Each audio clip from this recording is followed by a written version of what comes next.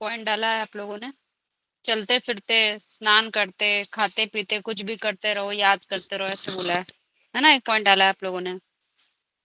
और कहीं भी याद कर सकते हो, ऐसे करते रहेंगे तो विकर्मों का विनाश होता रहेगा। रात में बैठकर याद कर सकते हैं। याद करने की बात है। ना आवाज करना है, ना संकल्पों में आना, बस एक शिव बाबा, दूसरा ना कोई। इसी को साइलेंस बल, योग बल कहा जाता है। वह सदैव शांति में रहता है, उसको याद करेंगे तो तुम्हारे में भी शांति का बल आएगा। हाँ। अब हम जिसकी बात कर रहे हैं, प्रश्न पूछा गया है कि साइलेंस का जो बल है वो कैसे आता है, शांति का बल, साइलेंस का बल। तो महावाक्यों में कहा जाता है कि याद करने से आता है।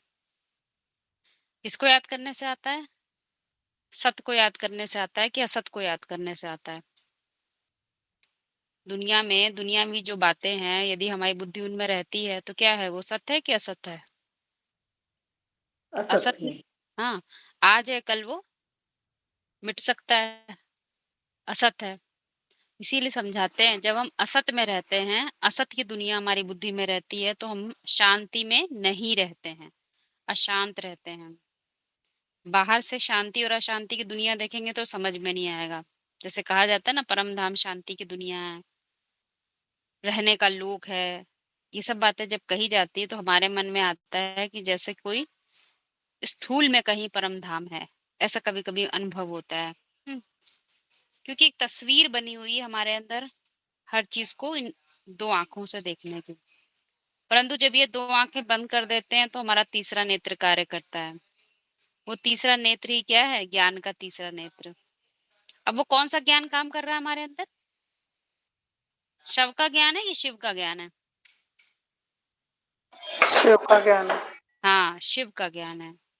ठीक है। वो आज और कल हमेशा ही जो बात सत्य रहती है, जो कभी खत्म नहीं होती, उसका ज्ञान ही शिव का ज्ञान है। तो अब बात आती है कि साइलेंस, जो साइलेंस वर्ड कहा जाता है, शांति का धाम कहा जाता है, वो हम कहाँ देखें या कहाँ रियलाइज कर सकते हैं? तो हम लोगों ने ये जान लिया है कि चेतना के स्तर होते हैं। चेतना के क्या होते हैं? स्तर होते हैं। तो आप लोगों ने देखा भी होगा अपने को, कहीं कहीं हम, कभी कभी अपने जीवन में भी हमने देखा है कि कभी कभी बहुत शांत रहते हैं और कभी कभी बहुत अशांत रहते हैं। यानी शांति और अशांति हम कहीं और नहीं देख रहे हैं, हमें अपने ही स्तर दिखाई देते हैं, अलग अलग स्तर। कभी हम बहुत अशांति के तल पर होते हैं, कभी बहुत शांति के तल पर होते हैं। और हैं तो हम ही ना, दोनों जगह हम ही हैं। इससे बात साबित होती है कि शांति का तल या अशांति का तल कहीं बाहर देखने में नहीं आ सकता। वो हमें सिर्फ और सिर्फ अंतर्दृष्टि से ही देख सकते हैं। सिर्फ उसको खुद देख समझ सकते हैं। हम देख सकते हैं कि हम अशांति में रहते हैं, यानी हम अशांति के तल पर हैं। जब हम अशांति के तल पर होते हैं तो आप लोगों ने देखा है कभी कोई ज्ञान का पॉइंट समझ में आता है? आता है शांति में तो। अशांति में समझ में ही नहीं आता है। जब हम्म, अशांति है तो समझ में ही नहीं आएगी कोई बात, पकड़ में ही नहीं आएगी बुद्धि में। और अगर अगर शांति है तो क्या होगा? बात तुरंत पकड़ में आ जाएगी। ऐसे ही तो होता है। तो आप बताइए, मन बुद्धि की जो शक्ति है वो कैसे काम करेगी?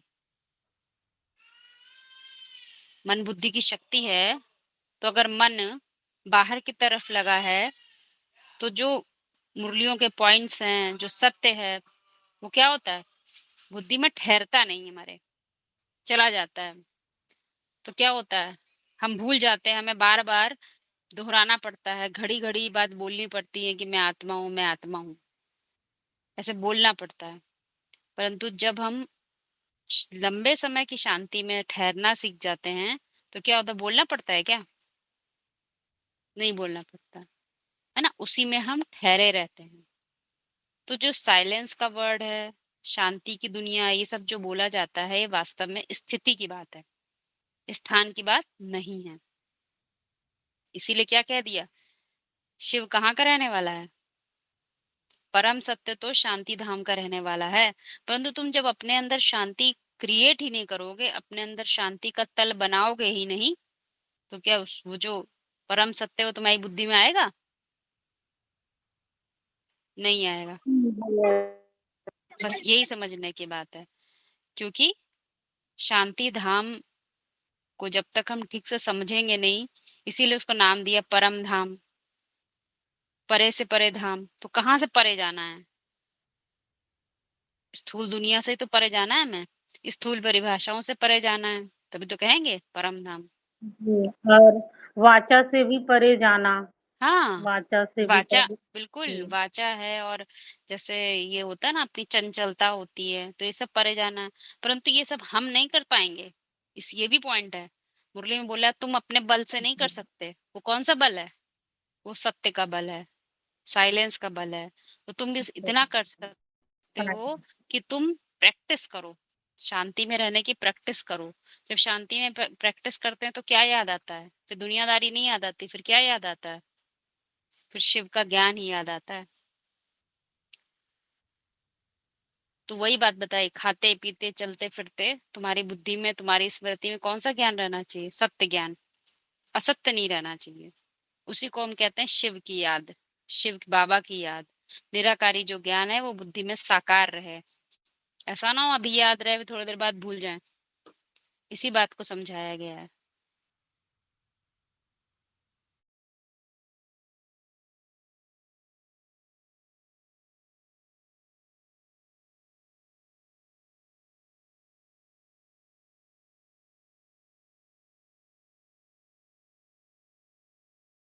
और बताइए, आप लोगों ने और क्या सुना?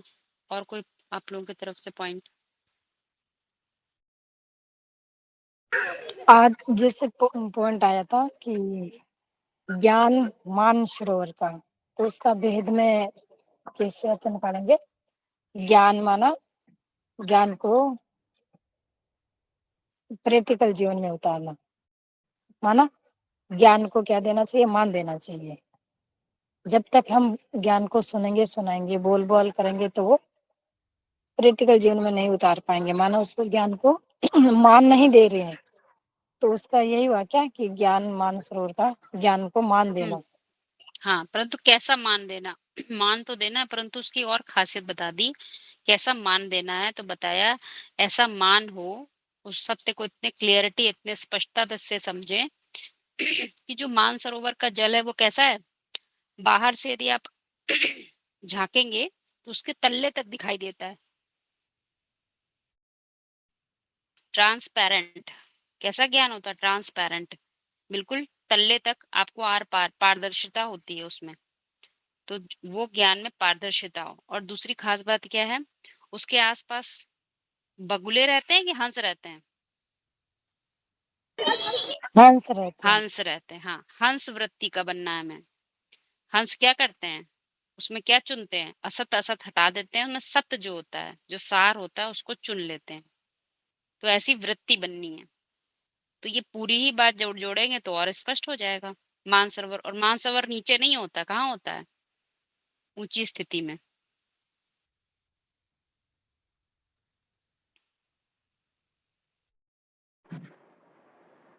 जी दीदी।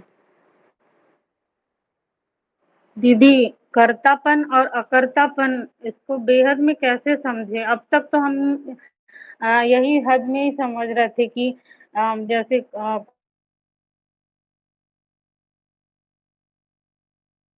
कोई कोई भी कर्म से अपने ऊपर कैसे वो उसको समझे। पहले अभी तक आप क्या समझते थे वो बताइए। अभी तक मतलब हम कोई भी कर्म कर रहे हैं, जैसे कर्म कर्म योग है ना, घर का जैसे कोई भी काम कर रहे हैं, बाहर का घर का, वो तो कर्म है, वो दिनचर्या का सारा कर्म। लेकिन अकर्ता जैसे वो है कि कोई भी कर्म कर रहे हैं तो याद में रह के कर रहे हैं, तो वो अकर्तापन आया। तो जो आप बता रही अकर्तापन। हैं वैसा वैसा आपने स्थिति बना ली? वैसे स्थिति बनी कि नहीं बनी, ये बताइए पहले में। जी, नहीं बनी उतना ना? तो नहीं बनी, नहीं नहीं बनी बनी जी। ना? इसलिए नहीं बनी क्योंकि अकर्ता, और जब बात आती है तो अकर्ता कौन है? हम अकर्ता हैं।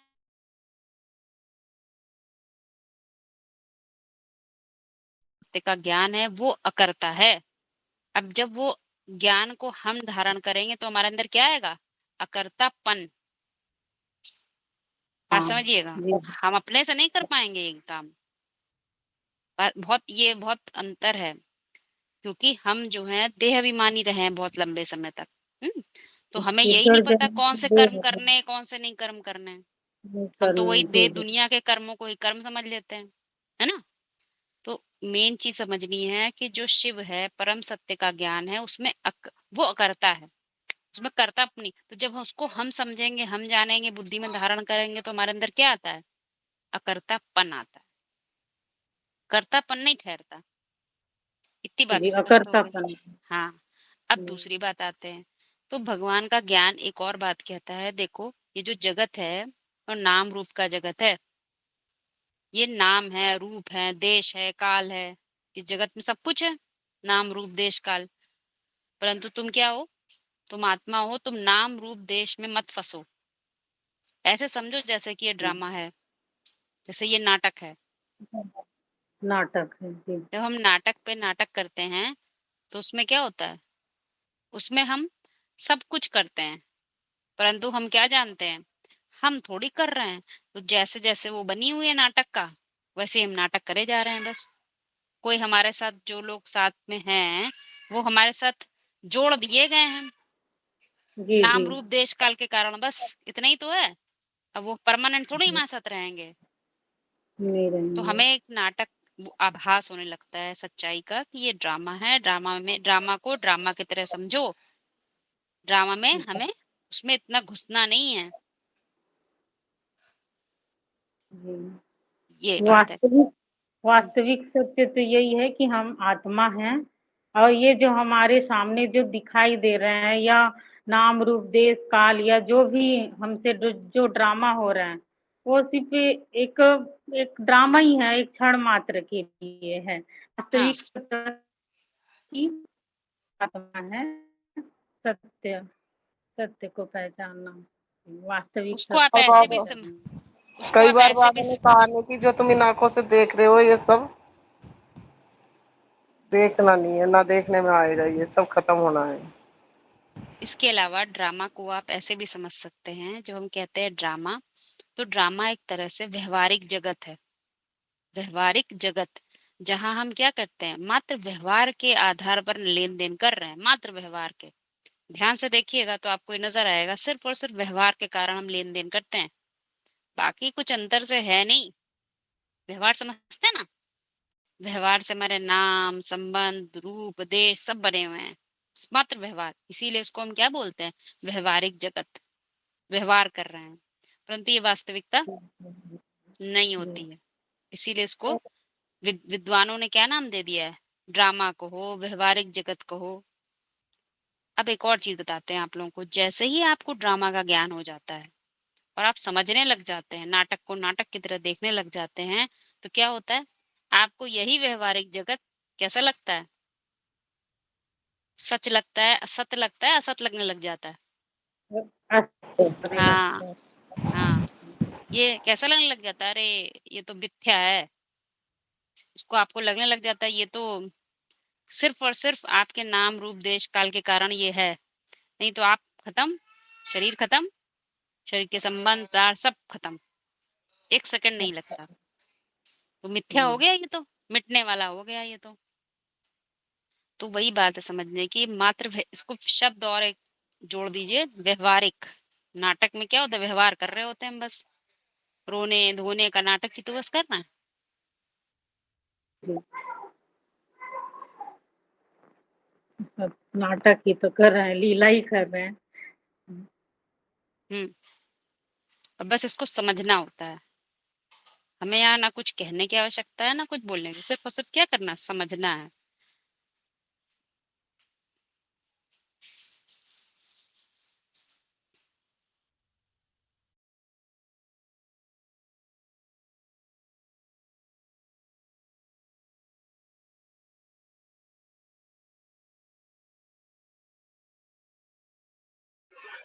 तो जब दीदी समझने बाय लग हाँ, बोलिए।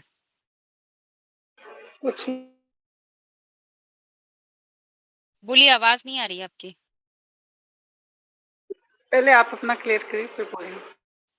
बस मैं यही बात कह रही थी, जो कर्तापन की बात अभी पूछी ना, कर्तापन, तो हमारे अंदर कर्तापन तब आता है जब हम समझ लेते हैं, हम नाटक नहीं समझते, हम समझते हैं, सब ज़िम्मेवारी ले लेते हैं अपने ऊपर। हम संबंध निभा रहे हैं, हम दूसरों को पाल रहे हैं, हम ना हो तो ये काम ही ना हो। ऐसा होता नहीं होता?